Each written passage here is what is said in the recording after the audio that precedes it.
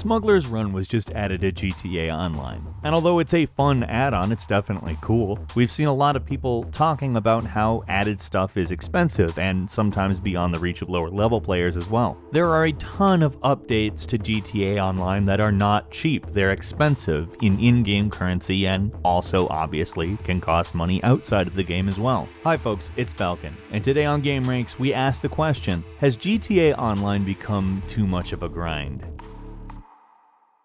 So in-game currency, it's important to get anywhere in GTA Online, and real currency can also be important to get anywhere in GTA Online, at least at a decent speed. Microtransactions obviously help you along the path a little bit quicker, but is it actually alright that they make you pay money to get through a game faster? Especially a game where you're in competition with other players that may or may not have that money. Obviously this is an ethical question that we probably won't be able to answer for certain in this video. That being said, microtransactions don't keep you away from any additions in this game. It's actually in-game currency. One can obviously accumulate in-game currency without spending a single real dollar in the game, however it does take a little bit longer, and given that the new hangar, for instance, is going to be several $1 million, all of the new places will cost around $22 million. There will be new cars, they'll cost money as well. Over time, Rockstar has continually added things like cars, planes, boats, places, apartments, and they all cost millions of dollars in-game. Keeping up with Rockstar and their updates is kinda difficult, to be completely honest. In that respect, you're kind of encouraged to use microtransactions specifically to keep up. However, if you don't use microtransactions, it's essentially a grind, and that is what the game is technically supposed to be. Actually getting a hold of all of the different things in the game is the object of the game, and basically is the thing you should have to do. But being profit is derived specifically from microtransactions, they oftentimes attempt to maybe incentivize your usage of microtransactions by making the game a little bit more grindy than it needs to be.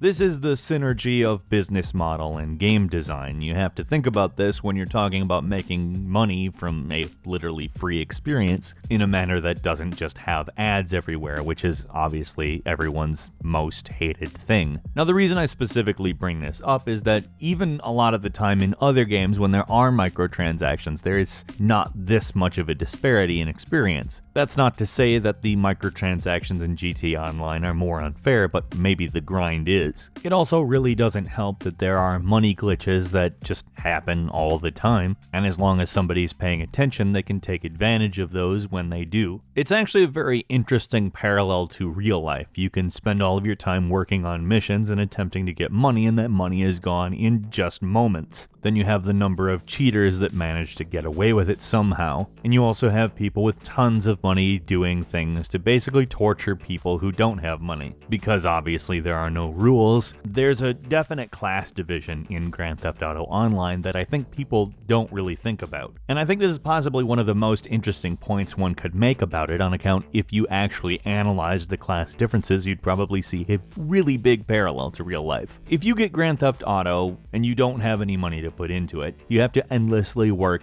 and work and work in order to get anything. In the meantime, people who already have money buy in-game currency, and they use that in-game currency to get ahead. They invest and they get a return on investment. There is absolutely no way for the have-nots to catch up to the haves, and the gap only continues to widen on account some people just don't have money to spend on the game and some do. And some people have a lot of money to spend in the game. There are people that have so much money in real life that their ability to start from a much better position in the game and continually bolster themselves with that real ass scratch. The users of Grand Theft Auto that do not put money into the ecosystem are often left feeling as though it is unfair. Despite the amount of work they put in, they never catch up. In a lot of cases, people just stop playing because they're so far behind and don't want to deal with the unfair nature of it. Now, certainly there are people who will respond with, well, you just need to get good. People will say, I was able to get X amount of dollars in X amount of hours by doing this thing. And yes, one can do heists or races over and over. One can earn money in free mode. One can participate in every challenge event. You can run a hustle finding cars that spawn that are worth decent amounts amounts of money and selling them. But somebody with money can just go, well, I want some money, press his button, has money. And that makes grinding, that is, doing all the tedious tasks of Grand Theft Auto Online, feel not useless and not boring, and maybe a little repetitive, but mostly it makes it feel unfair. You see, if I'm playing Grand Theft Auto Online, I signed up specifically for all of the grinding. I know that that's part of it, and that's a thing that I want to do, or at least wanted to do. And again, the incentive doesn't exactly lie within making the game good for people who don't want to put money in it. If anything, those people cost money.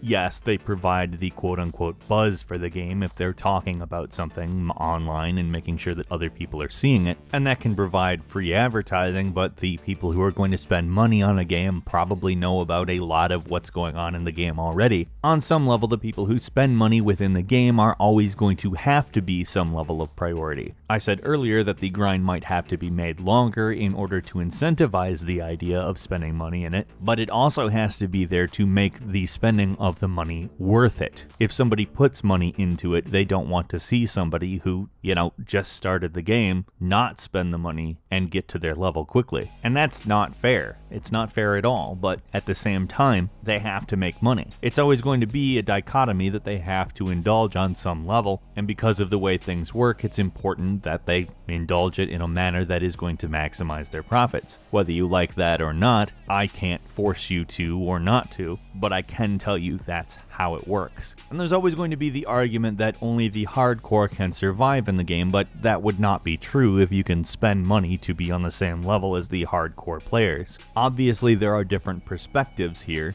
There's, I don't want to spend all of this time when other people can just spend money, and then there's also get good. And it's probably a difference of perspective that we're not going to be able to entirely reconcile. However, there is most certainly something we can say about exactly the state of it, and that is, the grind is, I think, maybe getting to be too much. And it might just be me, but I kind of don't think it is. There's a lot of people that are feeling burnt out. It's kind of endless. There isn't really a goal other than to grow. And endless growth, again, just like in real life, kind of feels hollow. And if you love playing Grand Theft Auto Online and grinding and all of that, I'm not criticizing you. I will not tell you how to have fun. That's your business, and I'm glad that you enjoy it. Even if you're a pay player, it's really not the worst thing in the world that you enjoy the game. It's not you that set up how this worked. But for all of us that play it without any money and not necessarily with a lot of time in their lives, they have a lot of things going on, including other games, and that's outside of,